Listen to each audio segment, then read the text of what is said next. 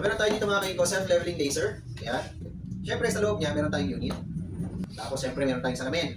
Tapos meron siyang adapter for USB. Meron din siyang strap para madali mo magbitbit itong AA battery. Kagandahan nito, kahit sa supermarket, makakabili ka ng battery. Dito sa gilid yung on and off. Off natin. Dito sa gilid niya, meron tayong lagayan ng sa USB port. Kapag wala siya dun sa dun sa hindi niya kayang i-self-level, yan, nag-a-alarm siya. Ibig sabihin, hindi talaga mali-level yung position niya. Kaya medyo puposition mo lang siya. Hindi mo naman kailangan perfect na level kasi automatic naman siya magle-level. Then, pag nakapatong siya, dito yung para mahabol natin yung angle. Ayan. Yan. Horizontal, then vertical.